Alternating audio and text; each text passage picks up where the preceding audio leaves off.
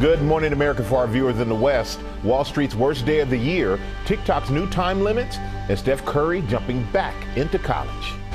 Recession fears rising. Concern growing over President Trump's trade war. Stocks tumbling. Tariff whiplash causing panic among investors. With more set to take effect as the White House tries to downplay the stock market slide. What it means for your retirement, prices, and more. Rebecca Jarvis is on the floor of the New York Stock Exchange. Catastrophic collision, the race to contain the damage after a container ship slammed into a U.S. oil tanker carrying jet fuel. The new LA district attorney accuses the Menendez brothers of lying for decades about the murders, beginning with that first 911 call. What's the problem? Someone killed my parents. Pardon me? He walks back the recommendation to reduce their life sentences, the reaction from their family. What's next for the brothers? Wendy Williams rushed to the hospital. The former talk show host seen in the window of her assisted living facility and reportedly dropping this handwritten note with the words, "Help." This morning, new questions about her health and well-being. School bus crash. How a bus filled with kids wound up flipped on its side on the highway. This morning, the latest on the condition of the passengers. Urgent search. New details about the American college student who vanished on spring break in the Dominican Republic. TikTok timeout. This morning, what parents need to know about the new TikTok features rolling out to help protect teens, from time limits to winding down.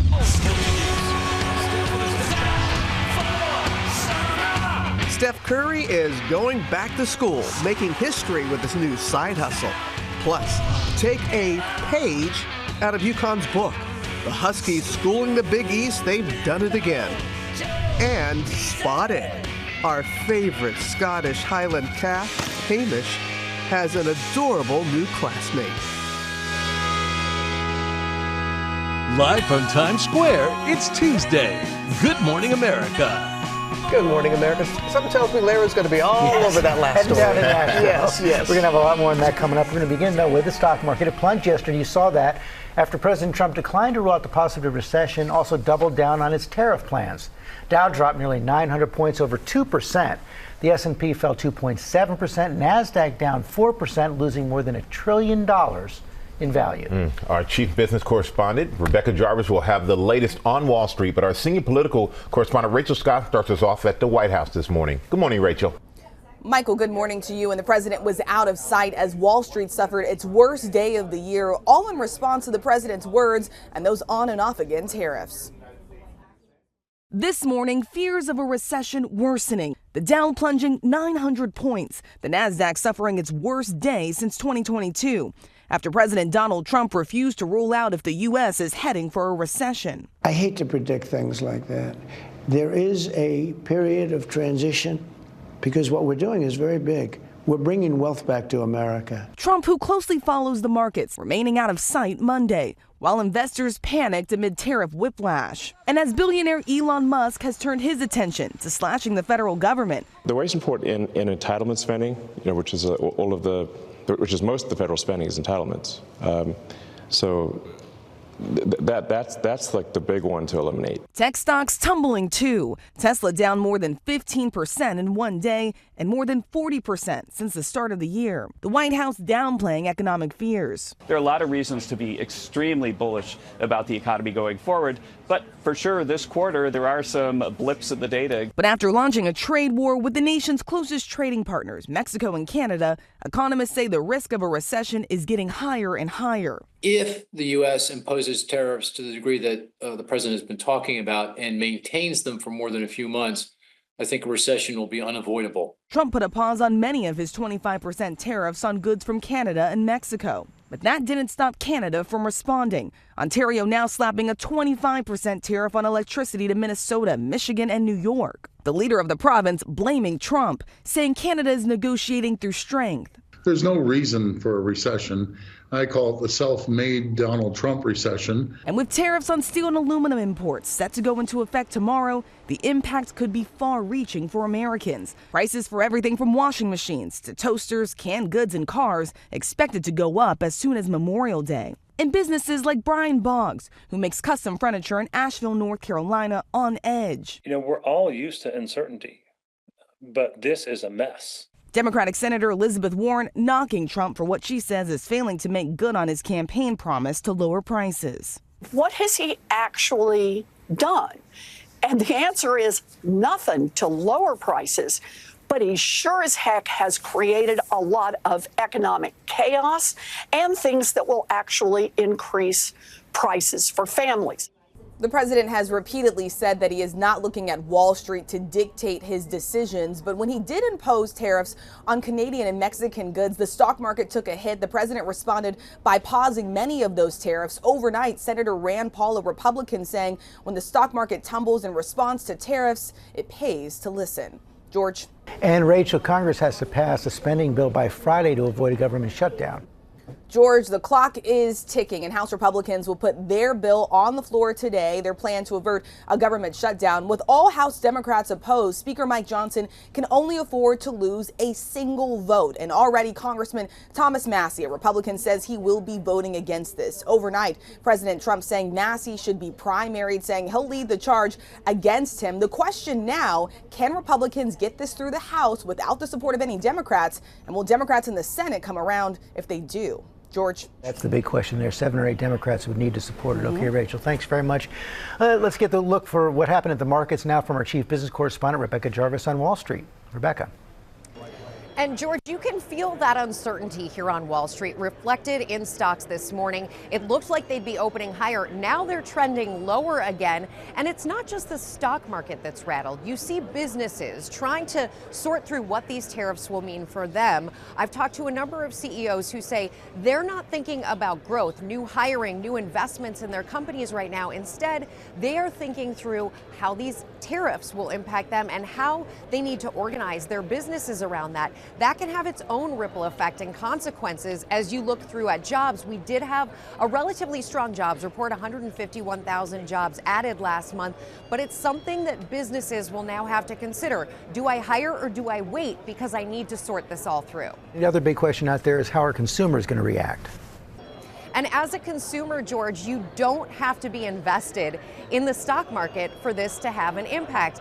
Of course, you as a consumer can see these headlines, the market selling off, you hear about jobs being cut in various places. That has its own impact. It can rattle consumers.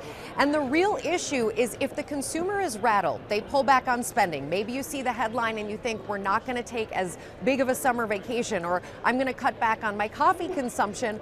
All of those things end up being less consumer spending. Consumers are what generate economic growth in the United States. 70% of the economy is how we spend and how we behave. That, if it ripples through, if people stop spending as much, that can have consequences for companies who then begin to cut back because they don't need to make as many products or deliver as many services. To put, however, what's happened in context, when you look at the S&P 500, that's the thing in most 401ks. That's what's reflected in your retirement savings account. We're down about 4% this year. That means if you started the year as the average 401k at $131,000, today you'd have about $127,000 left in your account. Of course, George? the other big concern for consumers right now is inflation. Rebecca Jarvis, thanks very much. Robin? Okay, George, and now overseas to breaking news overnight. Ukraine launched a massive drone attack on Russia. This comes as top White House officials are holding a meeting with President Zelensky's team. Our foreign correspondent, James Longman, is on the scene for us there in Ukraine. Good morning, James. Yeah, good morning, Robin. Ukraine has launched its largest drone attack on Russia since this war began. Russian defense systems managed to shoot down more than 300 drones all across the country, but many of them got through. 18 people at least have been injured, 3 others killed. This attack so big that 3 Moscow airports had to close temporarily in response, of course, to last week's massive Russian attack on Ukraine. But the timing here is no accident. Right now, the United States and Ukraine are discussing peace in Saudi Arabia. It's the first time the two sides have met since that disastrous Oval Office encounter. President Zelensky has since written to Donald Trump to express his regret for how that meeting panned out and to reaffirm his commitment to peace. He himself will not be at these talks, but his delegation is there. Marco Rubio, the Secretary of State, leading for the Americans. The Ukrainians are presenting their plan for a truce to stop long-range missiles being used by air and by sea. Rubio has said that that plan has promise, but that the Ukrainians need to be prepared to make some difficult decisions. And by that, he might mean ceding territory to Russia. Now, the Ukrainians are ready for peace. They say they want to sign a deal, but they say they will not do it unless there are security guarantees that stop Vladimir Putin from invading again. Michael? All right, James, thank you so much for that. We're going to turn now to the fiery oil tanker collision off the coast of England. A container ship collided with a U.S. flagged tanker. Well, this morning, crews are racing to contain the damage, and our Marcus Moore is in Grimsby, England, with more. Good morning, Marcus. Oh, Michael, good morning. Overnight, rescuers suspended their desperate search for a missing sailor as we are seeing new images of the devastating aftermath of this collision. A massive inferno with clouds of black smoke rising into the air and fuel spilling into the sea. Authorities say around 10 a.m. Monday in the North Sea, a Portuguese cargo ship slammed into a U.S. oil tanker. It was carrying jet fuel for the military, while the cargo ship was carrying empty containers that had previously contained sodium cyanide, a dangerous chemical that, if it came into contact with water, could create the highly toxic and deadly hydrogen cyanide gas. Foggy conditions reported at the time of the collision, but investigators don't believe the crash was intentional. There will be an investigation. With all the technology that all these vessels have, there's no way it should have happened. And now, growing concerns over the impact to the environment. And this is still developing. That Portuguese cargo ship is still on fire this morning and is adrift in the North Sea, while the American tanker, it is smoldering as officials here in the UK try to figure out how these two ships collided. George. Okay, Marcus, we're going to go to the Menendez brothers now. LA's new district attorney says he opposes releasing them. Menendez family members blasting the decision. Trevor Alt has the story. Good morning, Trevor. Good morning, George. So not only did the DA say he thinks the Menendez brothers should stay in prison, he provided a lengthy list of lies that he says they've told and continued to tell for decades. This morning, a major setback for the Menendez brothers' fight for freedom. Our position is that they shouldn't get out of jail. LA District Attorney Nathan Hochman walking back the recommendation from the previous DA to reduce the brothers' life sentences for the shotgun murder of their parents. The new DA accusing them of lying for decades about the murders, beginning with that first 911 call. What's the problem? Someone killed my parents. Pardon me? Someone killed my parents. And continuing to the present day, where they maintain they were acting in self-defense after years of alleged sex abuse by their father. He just said that it was our secret, that bad things would happen to me if I told anybody. The thought that their parents were going to kill them that night of August 20th, 1989, so they had to kill them first, we believe was made up. The Menendez brothers' family have long sought their release, saying Eric and Lyle have apologized for their actions, which were the result of Jose's sexual abuse and Kitty's enablement. They're now blasting the DA, saying Hochman is effectively asking for them to publicly apologize to a checklist of actions they took in a state of shock and fear. They say in an ongoing way you are biased against the Menendez brothers. How do you respond to those claims? I am not. As I've said, not only am I not biased, but I will follow the facts and the law wherever they take us. The Menendez brothers' hopes for release may now fall on California Governor Gavin Newsom. He has fast-tracked a parole board assessment, the first step toward potentially granting clemency for the brothers after 35 years behind bars. And clemency from the governor does appear to be a real possibility. Governor Newsom has also announced a new proposal to speed up the parole process in hopes of shortening the sentences for many California prisoners, and he cited the Menendez brothers as part of his reasoning, Robin. All right, Trevor, thanks to you. Now, the investigation underway after a school bus crash on a highway in New Jersey. A bus filled with kids wound up flipped on its side. Our transportation correspondent Gia Benitez has more for us. Good morning, Gia. Hey, Robin, good morning. Yeah, this was a terrifying crash, and now we know at least 15 people were sent to the hospital. Take a look at the scene here. The bus overturned on New Jersey's very popular Garden State Parkway. It was carrying 31 people. Our station here in New York, WABC, says one of the students, just 14 years old, was critically injured. Investigators spending the night at the scene looking for clues. It's not clear if any other vehicles were involved. A crane was brought in to help remove the bus from the parkway. Investigators don't know what caused the crash, but the bus was found on its side facing the wrong way. Now we're told New Jersey's governor has been briefed. This investigation is just beginning, guys. All right, and it was chilling to see that bus on its side, Gio. Thank you. All right, the quarterback shuffle, first day of NFL free agency. Several big names have new homes, and it looks like Aaron Rodgers is going to be headed to Pittsburgh, Will Reeve. Certainly possible. Good morning, Robin. Good morning, all. It's more of a where than an if regarding Aaron Rodgers' future. NFL free agency unofficially began yesterday. Teams allowed to contact free agents, begin negotiating before it all officially begins at 4 p.m. Eastern tomorrow. We've had some quarterback musical chairs, which impacts where Rodgers may have a place to play. So according to the Pittsburgh Post-Gazette, the Steelers are in serious talks with the former Green Bay Packers and New York Jets QB to bring his talents to the Steel City. Pittsburgh had two quarterbacks last year. One of them, Justin Fields, is headed to the Jets, where Rodgers just left after 2 seasons marred by injury and general team underperformance. But there does remain interest in the 41-year-old Rodgers. General managers of the approximately 6 teams in the market for a QB seem to be thinking less about his recent past and more about the Rodgers who played in Green Bay, a Super Bowl champion, 4-time NFL MVP, future Hall of Famer. If Rodgers does move to Pittsburgh, it's believed that their current starting QB, Russell Wilson, could be heading to the New York Giants, but Rodgers also has had reported interest from the Giants, and some people were thinking maybe the Seattle Seahawks until they locked up Sam Darnold with a reported 3-year, $100 million deal. Whew, all of this is to say, round and round we go on the wheel of QBs. It's the most important position in sports. Rodgers does come with a litany of red flags and alarm bells, but his resume is tantalizing, and thus he will always be in the conversation, just how he seems to like it. Wow, a lot going on there. Only thing that you said that bothered me was the most important position in sports today. Okay. I was watching your face when he said that. I was too. I started maybe like inching this way a little bit. The rest was fantastic. Yes, Will. All right, thank you for that, man. Coming up, we have the latest on a college student who vanished while on spring break in the Dominican Republic.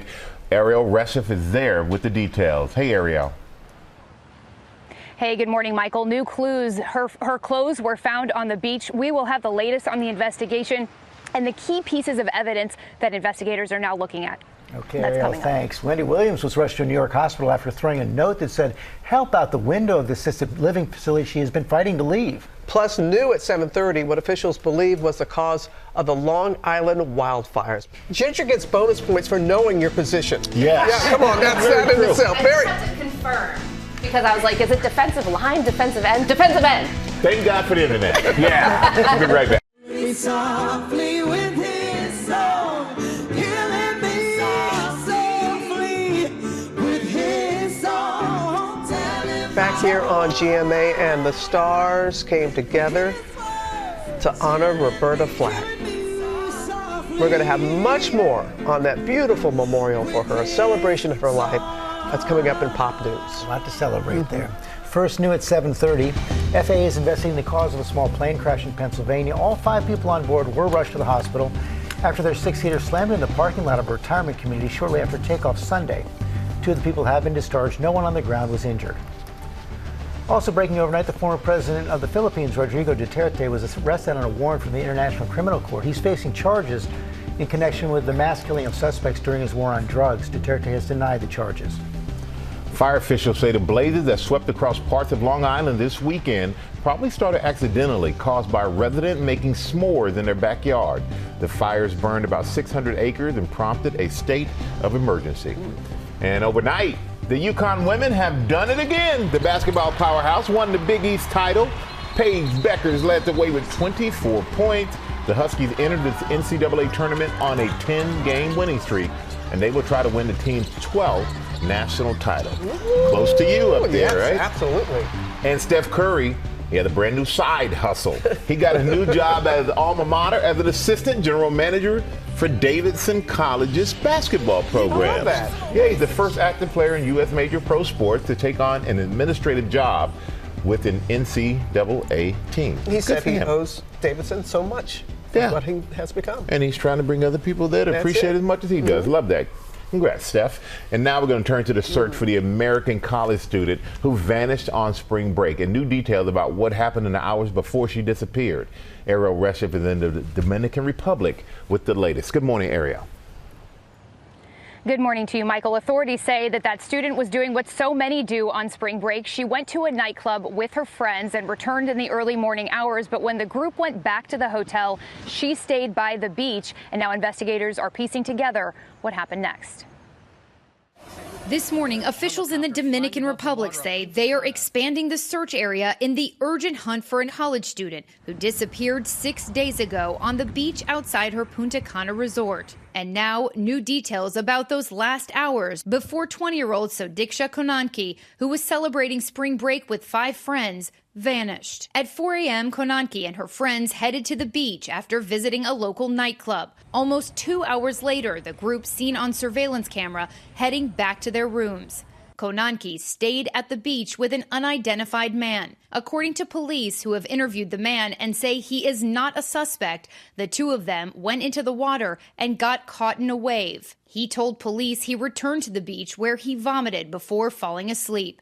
Surveillance cameras at the hotel capturing him returning to his room at 9:55 that morning. Konanki's clothes were found on the beach with no sign of a violent struggle. Her family telling ABC News they met with the man who last saw their daughter after they arrived in Punta Cana to help with search efforts. We walked to the beach along with the boy, and the boy helped us, and he was demoing us kind of like what really happened. Police in Loudoun County, Virginia, a suburb of D.C. where Konanki lives, say this is an open investigation. Obviously, with the helicopters, drones, boats, they're doing everything they can to search. We're not ruling anything in or ruling anything out just yet.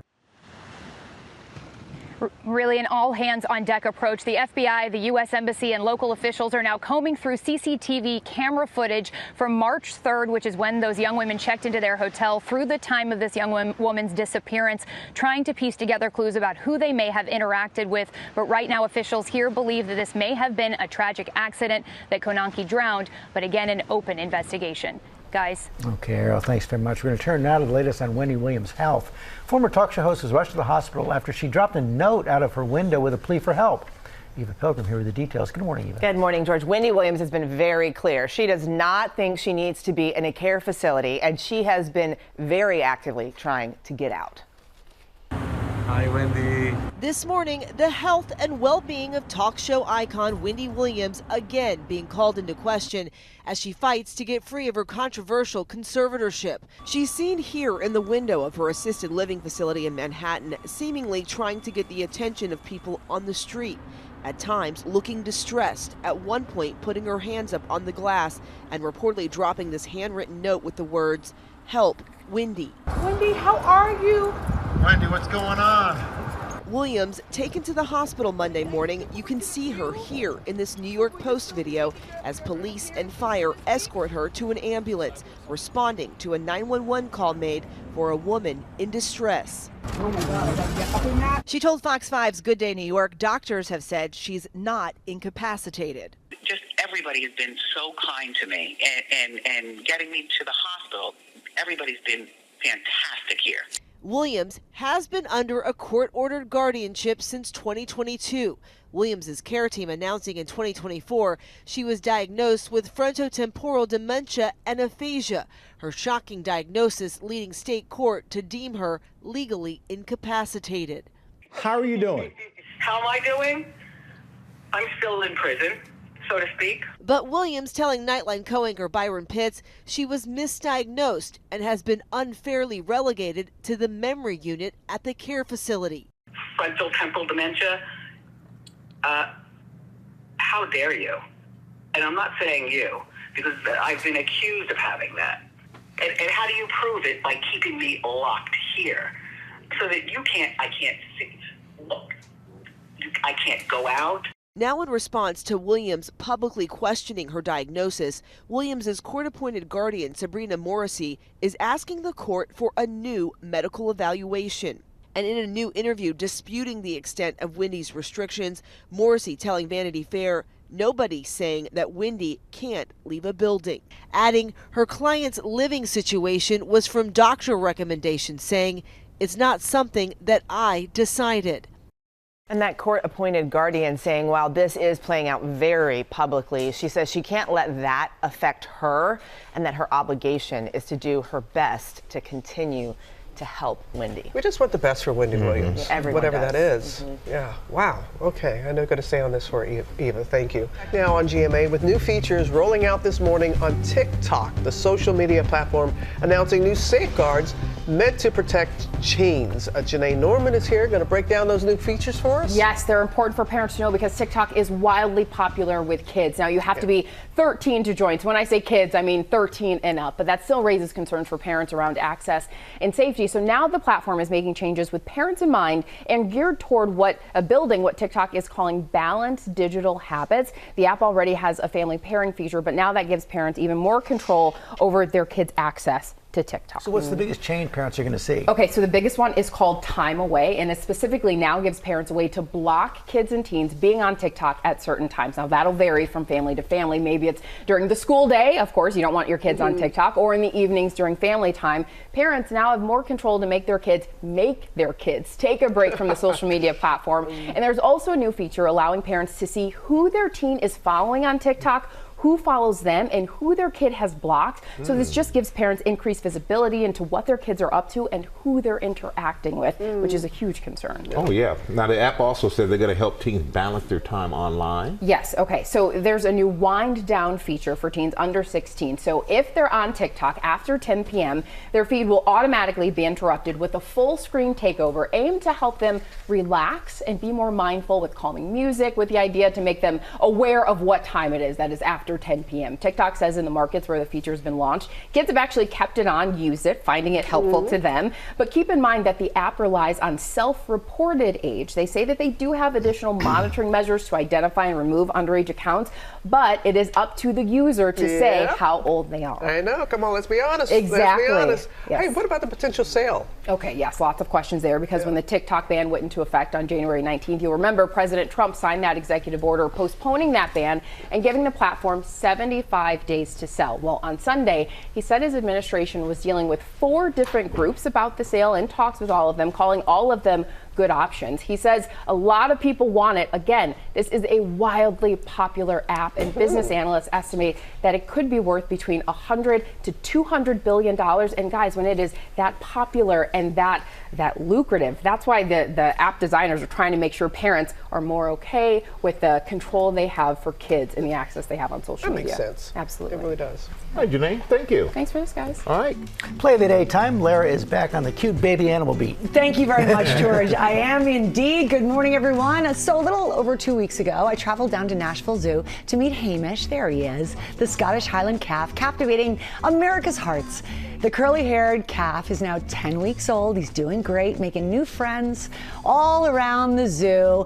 And there, kisses to you too, Hamish. And now he's got a new one. We have a very special announcement from Nashville Zoo about another baby just born. They are celebrating the birth of an extremely rare female clouded leopard cub. There she is. Look at that little devil. The sweetest little thing is just 2 weeks old today. She's weighing in at about half a pound. Her eyes will not open for another few weeks, but she's healthy, she's happy, and she is the 44th clouded leopard cub born at the Nashville Zoo since 1991. The only one, though, born in an accredited zoo this year, which makes her really special. The team in Nashville tells us they've elected to hand rear her, giving her the best chance of survival and to thrive. Clouded leopards are native to tropical lowlands of Southeast Asia like Nepal and Bangladesh. They're considered vulnerable to extinction with about 10,000 living in the wild, according to experts. The zoo is planning to have a naming contest, so get your thinking caps on. It's happening in the coming weeks, and if you're in the Nashville area, you can see that cute little baby in the nursery starting today, guys. She's so tiny. Do you know how big she's going to get? I don't know. I know Hamish is going to be at 1,000 pounds. That I have. I don't know yet about her. I am planning to visit when I go visit my baby down in Nashville. So I'll go check it out and I'll bring you that update, George.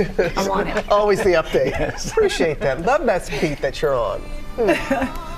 Oh, you hear this right now? Nicole Scherzinger is here. The Sunset Boulevard star is performing live in Times Square. And our next hour, you got to come on back for this. Yes, and for Pop News, too. And Yes. Pop News. And Pop News. Come on. Good morning, America. It's 8 a.m. Recession fears rising. Concern growing over President Trump's trade war as the White House tries to downplay the stock market slide. Inside the deadly Rush shooting. A new look at the last days of cinematographer Helena Hutchins. I'm a very direct person, so I prefer working with people who are open and just say what they think. Her personal archives from set. Country music star Luke Combs bravely revealing he's been living with a rare medical condition. From Sunset Boulevard to Times Square, Nicole Scherzinger is here live, taking us behind the curtain of the hit musical as we say Good Morning America. Live from Times Square, it's Tuesday. Good Morning America. Good morning, America. What a voice. Woof. We're looking forward to talking to Nicole Scherzinger and get a chance to hear her perform. At the top of that, it's National Sleep Week. Tori Johnson's here with everything from comfy slippers to luxurious bedding to anti-snoring solutions with discounts up to 70% off. Ooh, 70%. That's coming up. Tomorrow, I'm really looking forward to when we celebrate National Girl Scout Day. We're going to have a gigantic cookie sale event. I don't know if you know this. I was a Girl Scout from a brownie to a card-carrying lifetime member of Girl Scouts. I had lost my front teeth, so I didn't want to smile. So we buy the cookies from you tomorrow? You Yes, come to me. Yes. Thin Mints. I'm your girl. That's coming up tomorrow. First, right now, look at the top stories breaking at 8. We're going to start with the stock market. It plunged yesterday after President Trump declined to rule out the possibility of a recession amid his latest moves on tariffs. I want to go back to our senior political correspondent, Rachel Scott, at the White House. Good morning, Rachel. George, good morning to you. And the president promised an economic boom on the campaign trail to lower the prices for American families. He was out of sight as Wall Street suffered its worst day of the year. The stock market tumbling, the Dow plunging 900 points, the Nasdaq suffering its worst day since 2022. All of this after President Trump refused to rule out if the U.S. is heading for a recession, saying he doesn't like to make predictions, but warning there will be a period of transition. Billionaire Elon Musk, a senior advisor here, taking a hit too. Tesla down more than 15% in one day, more than 40% since the start of the year. But economists now warning the risk of a recession is only growing, with Trump vowing to impose 25% tariffs on goods from Canada and Mexico next month, and tariffs on all foreign steel and aluminum set to go into effect tomorrow. Experts warning American businesses pay those tariffs and then pass the costs off to consumers in the form of higher prices. And Canada firing right back overnight, imposing a 25% tariff on electricity to Minnesota, Michigan, and New York. Guys. That's significant. Okay, Rachel, thank you. Now to the high school runner who was hit by a baton during a race. Now her opponent is saying it was all an accident.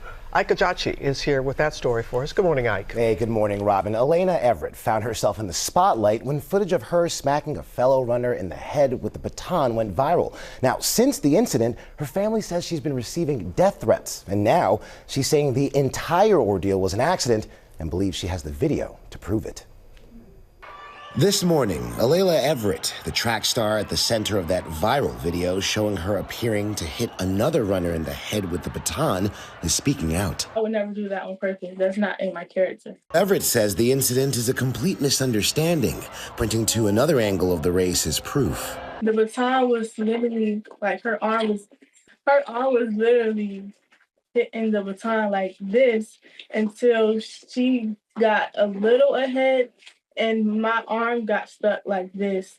In the video, Everett is seen on the inside track running the 4x200 relay at the Virginia State High School League Championships when junior Kaylin Tucker came around the outside on the corner. That's when she hit me with the baton. I just felt a bang on my head and then I fell off the track immediately.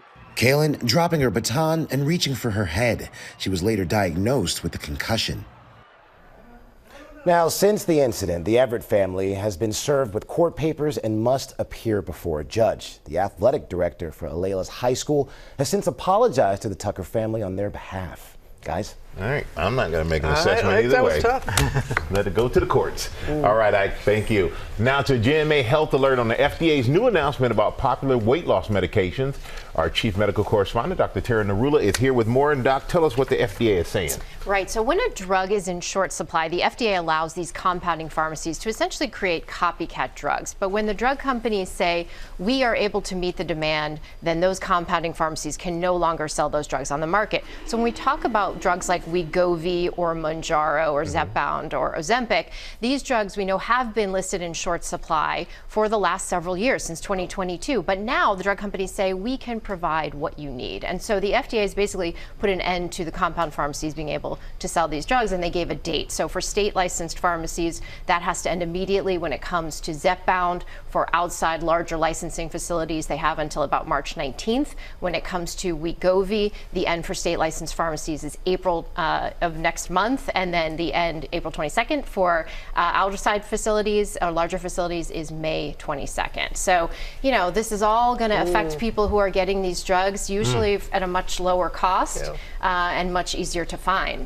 But what if these people are already taking these compound meds? What do you recommend for that? Yeah, exactly. So they need to really reach out at this point in time to their healthcare provider or their doctor and ask, you know, for a prescription for the branded drug, and then really look into how they're going to be able to get it and afford it, whether that's through insurance or through outside coupons or what kind of options there are. But, you know, it's important to understand compounded drugs are not generic drugs. They are not FDA approved drugs, so they don't undergo the same testing for quality, safety, or effectiveness. And there can be issues with impurities, with sterility. You don't know if you're getting the right active amount of drug. Is there too much of it, or is there not enough of it in there? So, you know, it is really important to try to get that branded drug, but for a lot of people, it is an issue, and it has been, of cost and accessibility. GLP-1, what is it about this drug?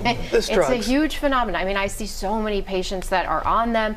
They've really, you know, been able to change their life, and it's been really a remarkable ability for them to kind of reduce both their cardiovascular risk, reduce their weight, but so many Americans are interested in them or taking them now. Yeah, and using them for different reasons. Exactly. All right. Thank you so much. Coming up in our GMA Morning Menu, country music star Luke Combs revealing he's been living with a rare medical condition.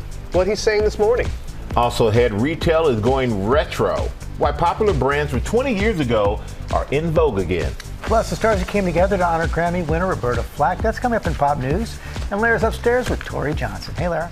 I sure am, George. Hey, so Tori is kicking off 3 days of Deals and Steals devoted to National Sleep Week. We're talking pillows, we're talking bedding, even a Storytime light projector to get you in a slumbering mood. Bargains starting at under $10. Stay with us on GMA.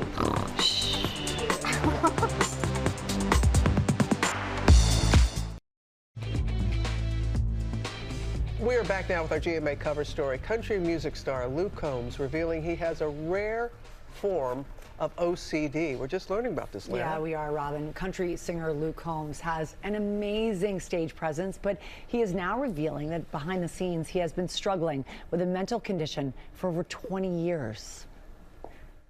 This morning, country music star Luke Combs revealing he's been living with a condition known as purely obsessional obsessive-compulsive disorder. The variant that I have is particularly wicked because there's no outward manifestation of it, right? Like you're saying, the flicking of the light switch is all going on in here for me. The flicking of the light switch for someone else, you can see that going on. So for someone like myself, you don't even know it's going on. It could be going on right now. You got a fast car. Fast enough so we can fly away. The Grammy-winning singer sitting down with 60 Minutes Australia. You don't even know what it is at that time. You're just like crippled by it because you're just like, what is going on, you know?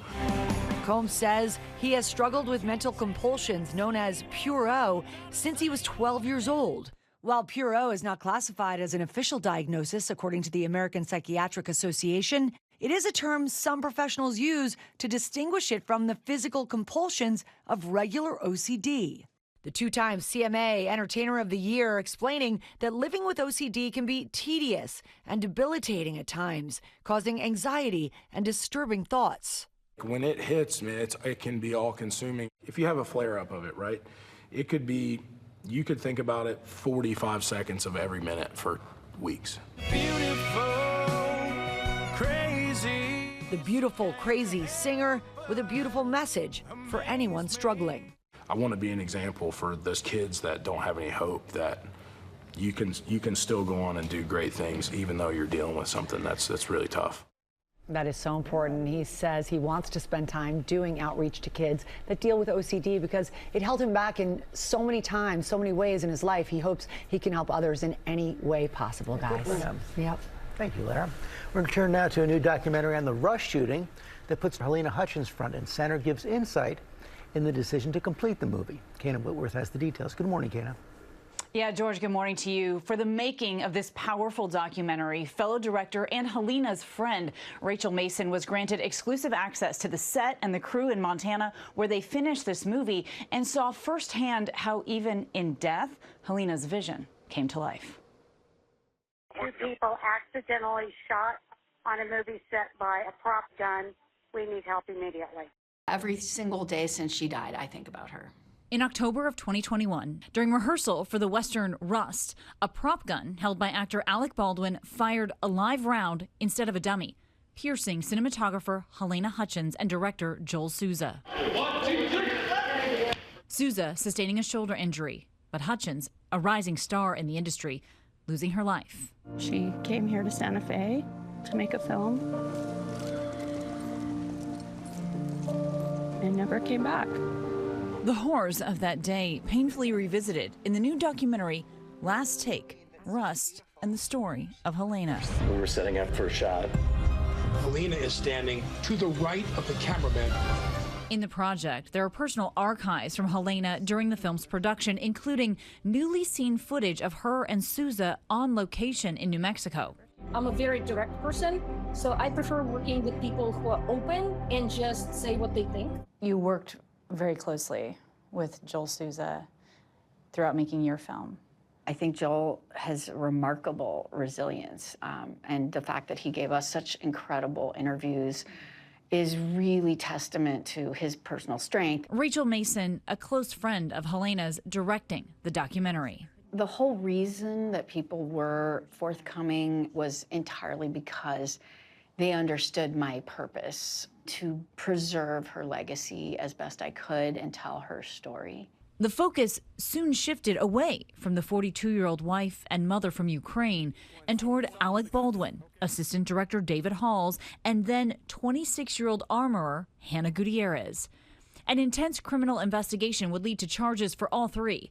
Gutierrez is currently serving a sentence of 18 months behind bars, while Halls took a plea deal resulting in 6 months probation.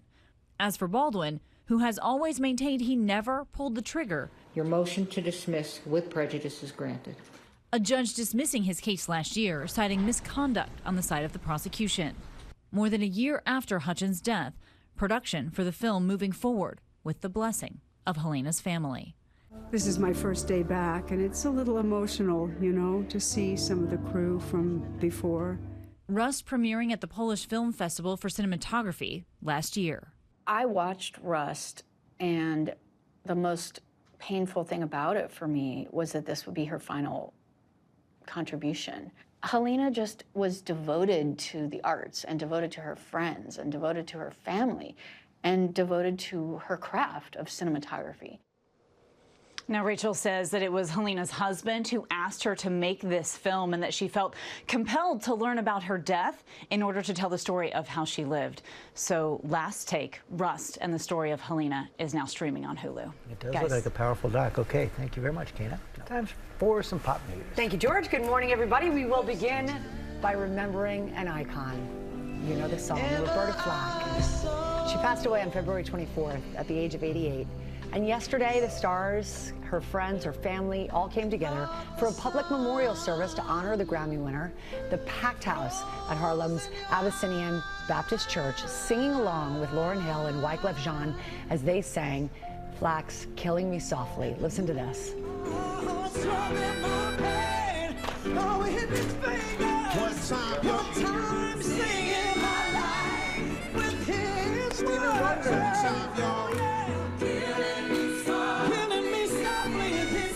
Robin, you saw it. Stevie Wonder right there, accompanying on harmonica during that song. He also performed It's Magic and his song titled I Can See the Sun in late December. He wrote that song for Flack back in 1975. Guys, inside the program for the memorial, there was a quote that Roberta would often say, remember to always walk in the light. If you feel like you are not walking in it, go find it. I'm so glad it was open to the public. Yeah, I am that too. Everybody could be there to celebrate her because life. everybody loved her. Yeah. She was a beautiful person. All right, also in pop news this morning, Nicole Kidman is ready to check into the White Lotus. Fans are loving this installment set in Thailand, with Sunday night's episode hitting a season high, 3.4 million viewers, and one of those fans is Oscar winner Nicole. IndieWire caught up with her at South by Southwest, and she says she is ready to join the cast should she be asked. Check it out. White Lotus. I don't think I've ever been asked. I'm a massive fan of Mike White, so I do anything he writes because I just think he's phenomenal. Oh, yeah. So, and I love White Lotus. So there you go. Well, there you go. Mike White, sounds like you have your first hotel guest for the next installment. Tomorrow, one of the stars of the show, guys, Natasha Rothwell, will be with us live to tell us about the already wildly explosive season 3. So excited to have her live. She will be here. We'll get to talk to her. Yeah. Excited to ask her. We don't know what she'll tell us, but the show is so good. Oh, yeah. And finally, so's this. This morning, we want you to be prepared for your heart to melt when you see this little boy. His name is Leo, and he loves to shred on his scooter almost as much as he loves his dad. Dad, I love shredding, and I love you so much, Dad. I love you so much. And I love shredding too. And I love shredding too with you. I love shredding with you. I'm shredding with you, Dad. Come on, dude. I'm coming, dude. Precious. Leo's mom, Mary, tells us that her husband, Tyler, works 12-hour shifts as an emergency room nurse. When he gets home, no matter how tired he is, he and Leo go out, they get on their scooters, they shred, they have little adventures every night that they can. That's awesome. That was great. Awesome. Thank you. Really great. Warms your heart. Okay, it's sleep time because it's sleep week. Celebrating! Yeah, deals and steals. Tori Johnson is here with products to help you get some Z's. We can. Okay, I got and this welcome one. To her. We're gonna start out, everybody, with sheets. Sheets and giggles. It's the name's getting a lot of good laughs in the studio. I thought you just made that up. I did not make it up. Sheets and giggles. It's such a good name. Great. It's such a good name. And only Feels thing better good. than the name is how it feels. Yeah, I'm not giggling about that. That feels it's smoother. They're smoother than silk. Eucalyptus lyocell fabric. It is softer than cotton. It is breathable. It stays cool to match your body temperature all year round. We've got so many different colors. You can choose just a set of pillowcases. You can get the full bedding. We've got comforters, but feels really good. And the colors are fabulous. All slashed in half plus free shipping. I was going to say I'm all over this and say the name, but I'm afraid I'll screw up on TV. But I appreciate that. Great name, great product. Exactly. Next one that is also a great name and a great product is the bed scrunchie. Yeah. This is really smart. We've got a little video of this to show you. So you would attach this right to your fitted sheet. So you'll put it right on your fitted sheet, and then you put your fitted sheet directly on your mattress. You will never have to lift your mattress.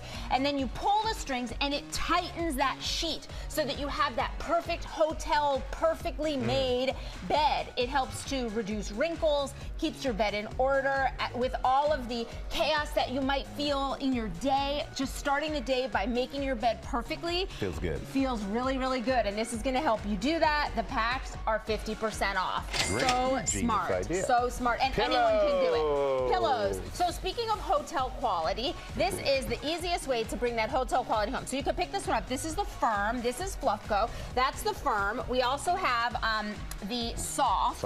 We've got both down and down alternative in the Soft and in the Firm. So the Soft, a little less fluff. Yep. It's a little bit squishier. That's going to be great for stomach and back sleepers. And then the Firm is great for side and combination sleepers. We've got both sizes, the standard as well as the king. So if you want, they're manufactured by the same companies that do the luxury hotels. So it's truly luxury hotel pillow at home, all slashed in half, starts at $34.50. There we go. Then Somnifix. Okay, so I asked Dr. Darian about mouth tape, and he said the #1 thing is do not make your own at home. Like, you don't use duct tape, gaffer's tape. Like, there's a reason that there's this specific material. It also has a little breathing vent that you'll see there right there built in. And what this is designed to do is to encourage you to breathe through your nose instead of through your mouth. And so this specifically is not designed to treat or cure any kind of disease, but what it can do, or health condition, I should say,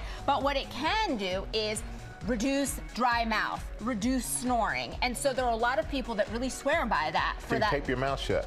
Tape your mouth shut. Yeah. Yep. If you say things in your sleep that you shouldn't say, buy this thing. That's right. So another thing that it can reduce is, unfortunate things that you might say in the night. You'll get a pack of 28 for 50% off. All right. Okay, then we come to earphones. These are the ultimate comfort to start and end your day. We've got a big variety of them. We've got the little warming booties, we've got the slip-ons, we've got the slides. These are all suede and Australian shearling, so really great fabric. Plus, on the inside, great memory foam and good durable sole, no matter where your day takes you. Up to 72% savings and free shipping. Free shipping. You said memory sole. That feels good inside there. Yep. It does feel good. And then finally, Moonlight Story Time. So this is just a little device that clips right onto your phone, and it's going to use the light of your phone to project a story using the little story reel. Look right here onto this board right here. It's going to project that there. You read the words on your phone. You hear the story on your phone. These are fabulous. All 50% off. And free shipping from Storytime. Wow, what a great deal, Tori. Thank you. It's really good Storytime. Yep, we partner with all of these companies on these great deals. Just head to our website and tune in tomorrow for more Sleep Week details and deals. And coming up, Sunset Boulevard star Nicole Scherzinger is here live. The ancestors would be proud. Welcome back to GMA, live from Times Square. That is Moana 2 right there, one of the biggest movies of the year. The voice you just heard can also be heard on Broadway 8 times a week in Sunset Boulevard, and she's here right now. Please welcome Nicole Scherzinger. Good morning. So you're starting the reimagination of the Andrew Lloyd Webber classic. For people who haven't seen it yet, just tell them the story. Tell them about this tape. Okay, well, the story of Sunset Boulevard is a critique of Hollywood's treatment of aging women. It's about the industry's obsession with youth, but led by our fearless visionary director Jamie Lloyd, we have an entire new interpretation and reimagining that's very minimal and modern, but at the same time very powerful and dramatic. And it's unlike any audience has ever experienced or seen before. I have to say, my wife Allie saw it and said it was completely blown away. She thought it was spectacular. Thanks, Allie. And congratulations are in store for you because you won the Olivier Award. Which is the equivalent of the Tonys, for British Tonys here, for Best Actress in a Musical Role, and the musical for this role. But you said that it made you go toe-to-toe with your insecurities. Yes, because it's such a very modern, stripped back interpretation of this story. I don't have the security of the normal hair and makeup and wardrobe or lighting. And it just brings out, I think you have, because of that, you really need, because you don't have the sets and the props and everything, you have to really lean into the audience and connect with them. That's what we're there for, right? Is to connect and move people and make a difference. And in order to do that, you kind of have to strip everything away inside and be able to show the deepest, darkest parts of you, leave the vanity at the door. And yeah, I kind of go really, really deep and get as raw and honest as possible to tell her must leave you feeling so vulnerable, story. right? It's extremely vulnerable, especially because we've incorporated cinematography. So we have cameras on stage with this. A lot of the times we have like a 65-foot screen. Oh wow. And so it's like we've never seen what we look like on the screen because our director doesn't want us to see anything. He just wants it always to emanate honestly from within. Yeah. But yeah, I mean it is very vulnerable, but it's been so rewarding to let it all go. It's been such a healing and cathartic, transformative process for me to be like, to not care what I looked like. More about like really being ultimately the most honestly expressive and how I feel, because that's when you're able to really connect with people on a deeper level. I want to talk about the music. You've delved into Andrew Lloyd Webber's music before with Cats and with Phantom. What do you think it is about your voice and his music that works so well for you? Oh my gosh. I don't know. I think Andrew is he is such a huge part of the DNA of musical theater, and he has these big, huge, memorable, iconic songs. So I'm like, give it to me. Let me breathe new life into that. And it's always an honor to work with him. He's championed me most of my life, and I'm just so grateful. And he's just, I think Sunset Boulevard is one of his greatest masterpieces. So I'm glad and grateful that we get to breathe our new life to it for a new audience. I mean, Allie's review is great.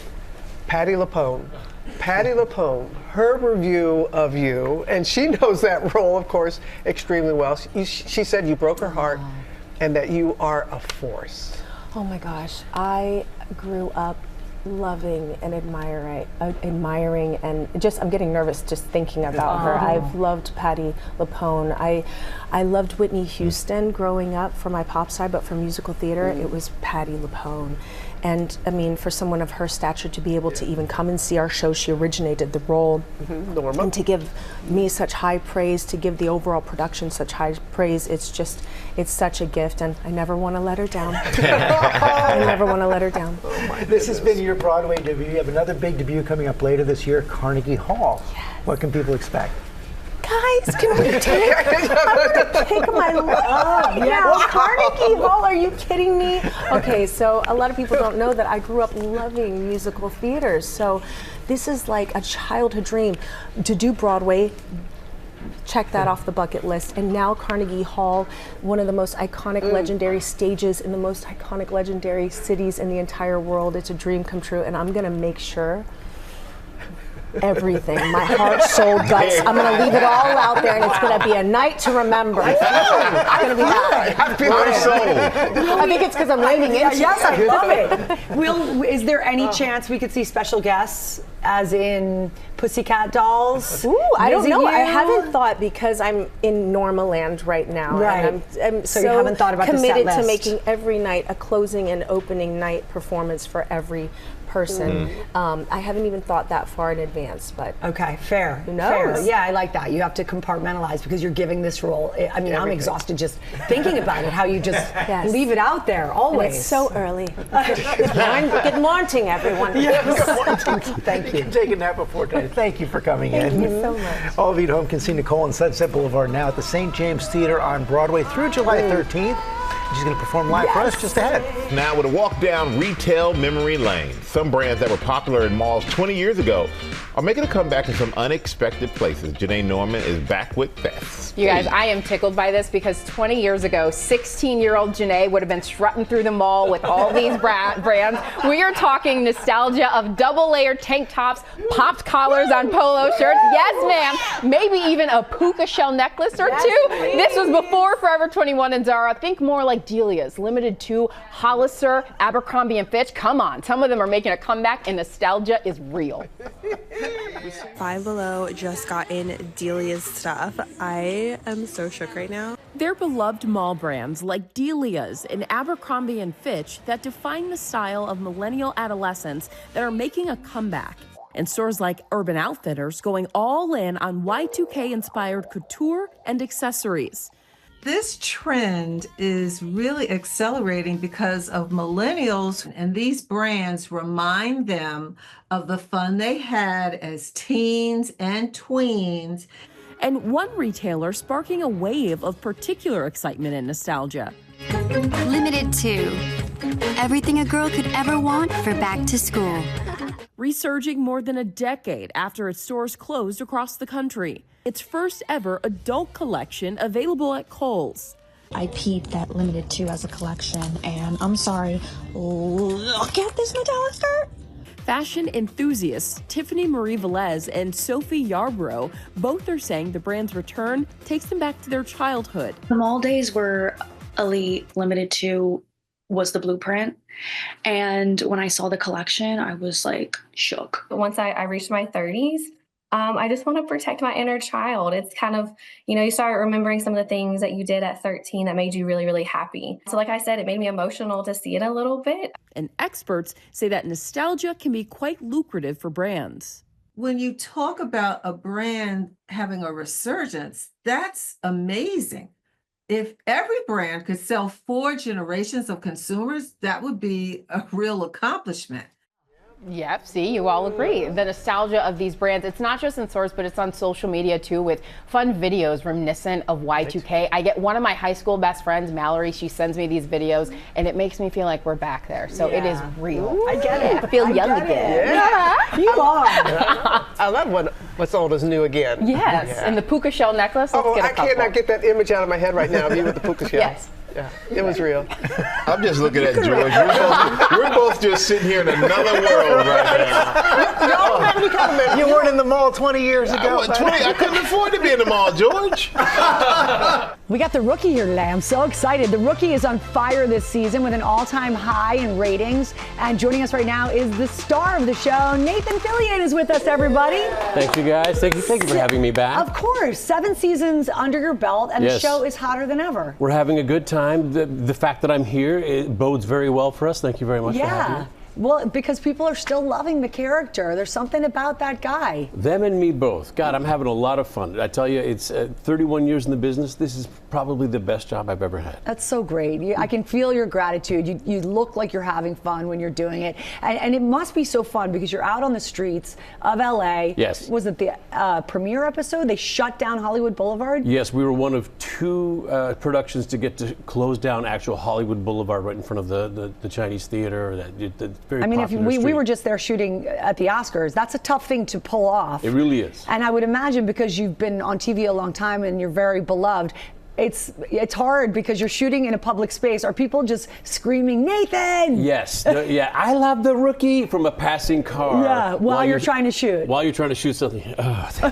Take 27. Exactly. You got to do it again. But those are good problems to have. Yeah, it is. That means that you are loved. Yeah. And I know that you guys are very authentic in your, I mean, it's a fun show. It's a smart show. But you take it seriously. You're wearing the uniform and you're out in public wearing it. But you said you're careful about that.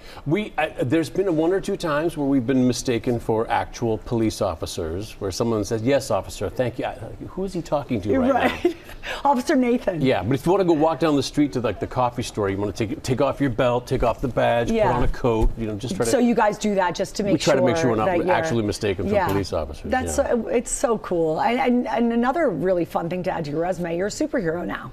I got Superman movie coming up. I'm playing Guy Gardner, the worst Green Lantern available. So you're a superhero. You're one of the good guys. But a super jerk. Really? Yes. I mean, how fun is that? Very freeing. Wait, you know what? Before you tell me about it, what? Why don't we take a peek? Please. Let's take a look at this jerk of a superhero. Let's. He sounds awesome. Hey, I got here as fast as we could. How's James? We don't know yet. Heard you got the fire contained? Yeah, we got lucky with the winds. Is Harper need anything?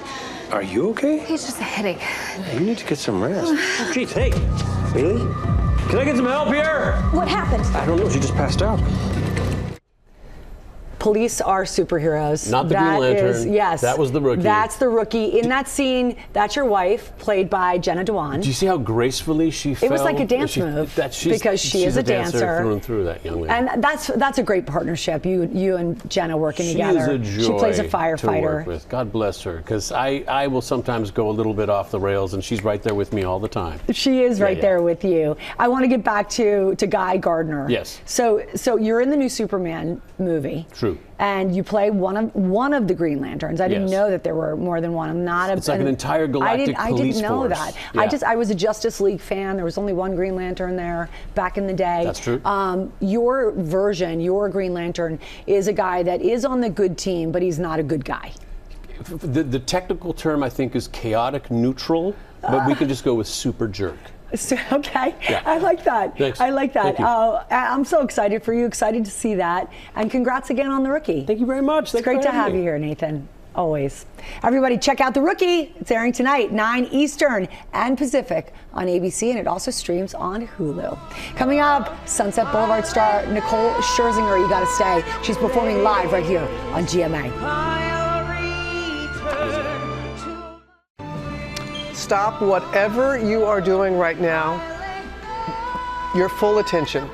Nicole Scherzinger is here to perform with one look from the critically acclaimed Broadway musical, Sunset Boulevard. Take it away.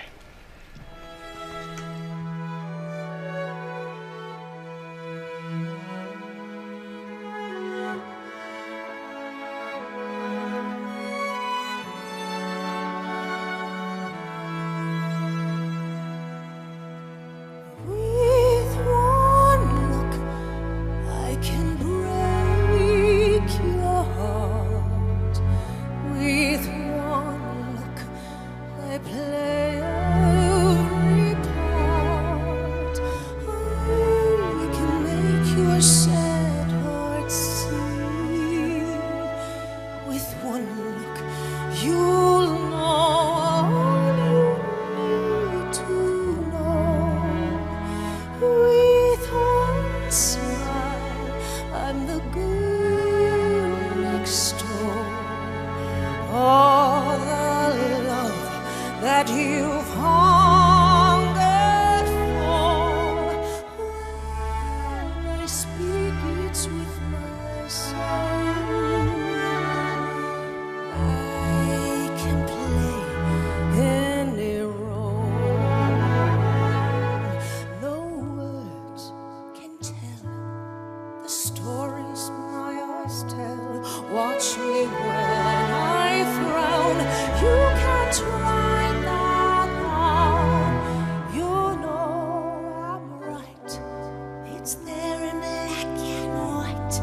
When I look your way, you'll hear what I say. Yes, with one look, I put words to shame. Just one look sets the screen aflame. Silent music starts to play. One tear in my eye makes the whole world cry. With one look, they'll forgive the past. They'll rejoice. I've returned at last to my people in the dark. Still out there in